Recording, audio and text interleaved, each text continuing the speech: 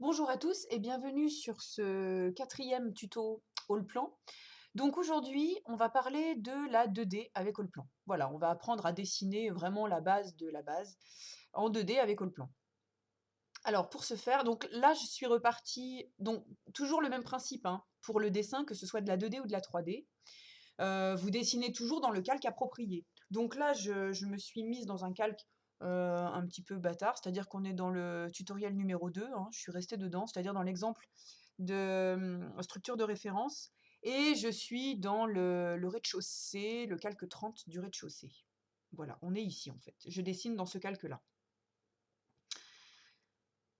Ok, alors, pour dessiner en 2D sur le plan, on va aller chercher un module qui n'est pas le module architecture, hein, puisque jusqu'à présent, nous, on a appris à dessiner en 3D sur le plan, et on allait chercher nos différents éléments dans le module architecture. Là, on va aller dans l'onglet qui s'appelle modules généraux. Voilà. Et dans cet onglet-là, dans ce module-là, vous avez des petits onglets sur le côté. Donc, vous avez notamment dessin, dessin étendu, on peut cliquer dessus. On a la petite lettre A pour symboliser tout ce qui est texte. Ensuite, on a les cotes, on a la cotation ici. Ensuite, on a les interfaces ici avec importer, exporter, voilà. Chose que vous retrouvez dans Fichier d'ailleurs. On a aussi les définitions de cadre pour tout ce qui est impression et le module d'impression qui n'est pas activé ici. Donc, nous, pour aller dessiner en 2D, voilà, pour démarrer avec la base 2D Allplan, on va aller dans le petit onglet Dessin. Et on va commencer par apprendre à tracer des lignes. Pour ce faire, il faut bien faire attention à ce qui se passe ici. Là, vous voyez dans la barre d'outils qui se situe en haut de votre espace de dessin Allplan. Vous avez d'abord un espèce de petit tampon là, qui s'appelle transmettre le format. Ça, c'est quand on clique sur un élément, et du coup, on va récupérer les propriétés de cet élément. Un petit peu, en fait, on a la même fonction sur AutoCAD qui s'appelle copier les propriétés d'un objet à un autre. Ici à côté, vous voyez qu'on a un petit crayon là avec des petits pointillés qui s'appelle construction d'aide. Donc cette icône-là est très très important. Quand vous voulez dessiner sur Allplan et que pour ce faire vous avez besoin de rajouter des lignes supplémentaires pour pouvoir mieux dessiner, mais des lignes que vous souhaitez supprimer après, hein, c'est-à-dire des lignes qui vont juste vous servir à raccrocher des points ou voilà, à trouver le milieu, des choses comme ça. Eh bien, ces lignes de construction d'aide sont là pour ça, c'est-à-dire qu'en fait, elles apparaissent à votre écran, elles apparaissent sur votre écran dans une couleur spécifique, mais n'apparaissent pas à l'impression. Donc du coup, vous n'avez pas besoin de les supprimer après, vous pouvez les laisser tout à fait à l'écran, sachant qu'elles n'apparaissent pas sur l'impression. Donc par contre, quand vous dessinez, faites bien attention que votre icône construction d'aide soit décochée, parce que sinon, fatalement, à l'impression, vous n'aurez rien du tout. Ensuite, donc là ici c'est décoché. Ensuite ici, vous choisissez l'épaisseur de votre plume qui, je vous le rappelle, a été définie lors du tuto paramétrage de Allplan. Donc nous, on est en 0,35 ici. Et puis là, vous avez le choix du type de trait. Ici, vous voyez, donc vous n'avez pas besoin de les charger, hein. Ils sont déjà tous préchargés. Et nous, on choisit le trait continu. Voilà. Alors, pour tracer une ligne, on a deux possibilités. La première, la plus simple, donc on clique, hein. Je vous parlerai de ça un petit peu plus tard, juste après. Là. Pour cliquer, vous voyez que là, j'ai pas cliqué encore hein, sur mon espace de dessin. Vous avez donc un petit rond bleu au milieu de vos axes. Donc là, vous cliquez avec le bouton gauche de la souris et vous avez votre ligne qui est accrochée et vous n'avez plus qu'à dessiner, à cliquer pour sélectionner le point final de votre ligne. Je peux cliquer n'importe où, ça m'affichera ma ligne. Et là, comme on a sélectionné l'icône accrochage aux objets, pardon, on peut directement s'accrocher. Et pour terminer, sortir en fait de notre ligne, on appuie sur le bouton échappe, la touche échappe de l'ordinateur, du clavier, et une deuxième fois échappe pour sortir de la commande. Là, vous voyez que vous avez tracé des lignes qui sont indépendantes les unes des autres. On peut également tracer des lignes. Alors, je vais vous montrer une chose. Je vais reprendre la commande ligne. Vous voyez que je n'ai pas besoin d'activer un bouton spécifique pour avoir le tracé orthogonal, c'est-à-dire perpendiculaire. Regardez là, dès que je me mets vers l'horizontale, pouf, c'est comme si ma ligne était aimantée, elle vient tout de suite à l'horizontale. Pareil à la verticale. En fait, on a un chemin de repérage naturel avec Allplan qui est activé, ce qui est pas mal du tout. Voilà. Et là, je fais échappe pour sortir et échappe pour sortir de ma commande. Voilà, ça, c'est les deux premières choses. Ensuite, bah, on va vouloir tracer des lignes en rentrant des commandes, évidemment, en X et en Y. Ça, c'est la base. Alors, je vais vous montrer, c'est très très simple. Vous cliquez à nouveau sur ligne et vous cliquez pour sélectionner votre point de départ. On est exactement au même point que tout à l'heure. Mais cette fois-ci, on va vouloir rentrer des chiffres, en fait, des coordonnées, pardon, en X et en Y. Et vous voyez en bas de votre écran, alors je vais vous le montrer ici. Donc on est ici, là, en bas de l'écran, on nous dit, en fait, vous voulez dessiner votre ligne, alors on a cliqué pour être au point d'origine, mais elle va au point et vous avez delta X et delta Y. C'est à cet endroit-là qu'on va pouvoir rentrer les coordonnées en X et en Y. Par exemple, je veux une ligne qui, en X, fait 200 cm. Donc j'ai cliqué sur 200 et il faut que je renseigne absolument le Y. Et pour ça, je fais Tab. Je clique sur Tabulation et je veux que ma ligne soit uniquement horizontale, donc 0 en coordonnées Y. Et donc je clique sur 0 et là je fais Entrée. Et j'ai bien, regardez ici, je zoome, ma ligne qui fait 200. Maintenant, je suis accrochée ici et je peux continuer en rentrant des coordonnées en X et en Y. Admettons là en X, je veux que ma ligne fasse 800 et en Y, donc je refais tabulation, tab, je veux qu'elle fasse 500. Et je fais Entrée. Et là, j'ai bien, donc là je fais échappe, échappe, j'ai bien ma ligne qui, à partir de ce point d'origine-là, fait 800 en X, 500 en Y. Je peux même aller me vérifier. Vous vous souvenez, avec le petit cône ici, on a une petite règle avec une flèche, ça s'appelle mesurer une distance. On clique. Je clique ici et ici. Et il rame un petit peu. Et là, il m'affiche donc les distances. En X, j'ai bien 800. En Y, j'ai bien 500. Et j'ai la longueur de ma ligne qui, elle, fait 943, 398. Voilà, donc on est bien OK.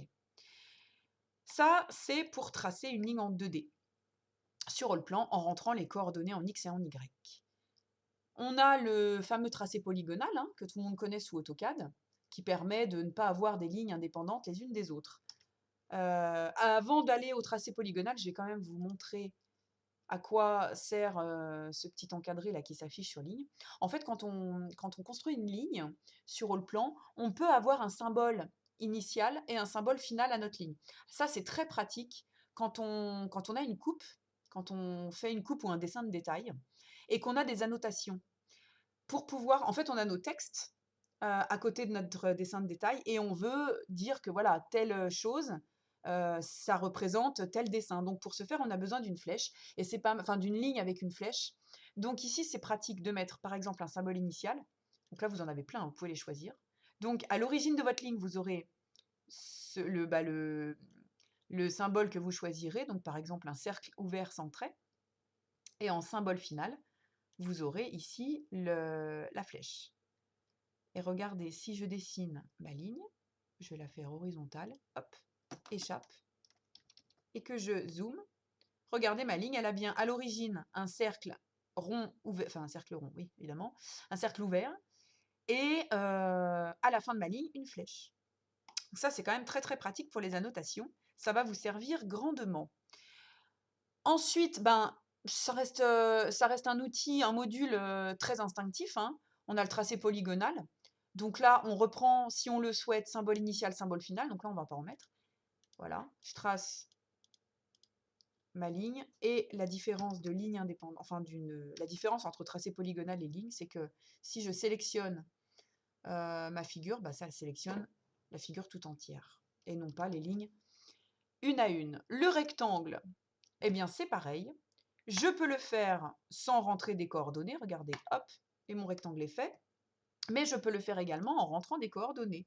Par exemple, je veux avoir en largeur de rectangle. Vous voyez, on me demande ici en bas le point diagonalement opposé. Donc, le point diagonalement opposé, je vais dire qu'en base, je veux 800. Tabulation pour aller dans le delta Y. Et je vais lui dire que je veux 1000 de l'autre côté en Y. Entrée. Et j'ai bien mon rectangle qui fait, si je vais mesurer pour me vérifier, je vais vérifier la diagonale. Hop. On a bien 800 en X. Et ici, moins 1000 évidemment, puisque j'ai cliqué sur le point du bas. Mais on a bien 1000 en Y. Et notre diagonale, ça c'est très très pratique quand on veut vérifier nos diagonales, quand vous dessinez. On a notre diagonale qui fait 1280, 625 cm. Voilà. Quoi d'autre? On a les cercles, on a les polygones réguliers, les ellipses. Si on a des petits éléments qui sont quand même très très pratiques en 2D, après vous verrez, hein, vous irez fouiner vous dans le plan. Vous avez la parallèle à un élément, ça je vais vous le montrer. Alors on clique sur parallèle à un élément et là en bas on nous dit parallèle à un élément, donc on a le module qui est activé, enfin la fonction qui est activée, pardon je cherchais mes mots, et on nous dit cliquer sur l'élément. Alors pour quel élément on veut créer une parallèle? On va dire pour celui-là. Et là, on nous dit quelle est la distance que vous souhaitez instaurer entre cet élément et le futur. Alors, je vais lui dire que je veux une distance de 200. Entrée. Indiquer la direction de répartition. Eh bien, je veux que ce soit de ce côté-là de mon élément et non pas de celui-là. Donc, de ce côté-là. Et on nous dit, vous en voulez combien? Bah, par exemple, j'en veux 2. 2, entrée. Et voilà, j'ai mes parallèles qui sont faites. Je vous le remontre. Je vais vous le montrer avec un rectangle, vous allez comprendre tout de suite, comme ça, ça servira aussi. Donc, je reclique sur parallèle à un élément. On me dit cliquer sur l'élément, je vais cliquer sur celui-là. À quelle distance voulez-vous la parallèle? Bon, je vais mettre 300 ce coup-ci, 300 entrée. Indiquer la direction de répartition, vers l'extérieur ou vers l'intérieur? Cette fois-ci, on va le mettre vers l'intérieur. Et le nombre, on va en mettre 2. Voilà, j'ai bien mes 2 lignes.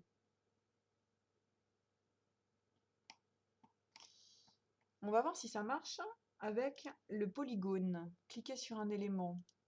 Là, voilà, la distance, on va dire 200. Indiquez la direction de répartition vers l'intérieur et vous en voulez combien? 2. Et là, du coup, j'ai mes 2 polygones. Regardez. En fait, quand on crée des parallèles à un élément, à un tracé polygonal, il nous crée la parallèle de tout le tracé polygonal, évidemment. Voilà. Quoi d'autre? Bon, ça, c'est des petites fonctions qu'on pourra voir après en cours quand vous serez en train de mettre en pratique la 2D. Mais je pense... Ah si, on va regarder le hachurage, ça c'est important. On a le hachurage ou les motifs. Alors, on va déjà regarder le hachurage. On clique dessus. Et on peut aller choisir un modèle de hachurage. Alors, on va garder celui-là, vous voyez qu'il y en a plein. Après, c'est vous qui allez... vous voyez qu'on peut mettre un angle. Tiens, on va lui mettre un angle de 45 degrés. Hop. Ça, c'est un paramétrage de hachure. Ah, mais non, la hachure est déjà paramétrée à 45 degrés. Donc, vous voyez, on va la laisser à 0. Je ne sais pas si vous avez compris la manipulation. Et eh bien, on va choisir ce qu'on veut hachurer. Donc, on va dire de là à ici. Et normalement, si je fais échappe, on a ma figure qui est remplie de hachures. Je vous remontre. Pour effacer ce qu'on vient de faire, on fait CTRL Z. Ça, vous connaissez tous bien. Je reclique sur hachure. Je vais resélectionner ma hachure. On va en prendre une autre. Regardez, il y en a plein. Des paramètres, on va prendre celle-ci, la 225. On va dire OK. Et on nous dit où est-ce qu'on veut. Alors moi, je veux hachurer ce rectangle. Soit je clique sur les 2 diagonales. Vous voyez, j'ai une diagonale ici. Et j'ai plus qu'à faire échappe pour hachurer mon rectangle. CTRL Z. Soit je reclique sur hachure. Bon, elle est déjà paramétrée. Soit je clique sur tous les points.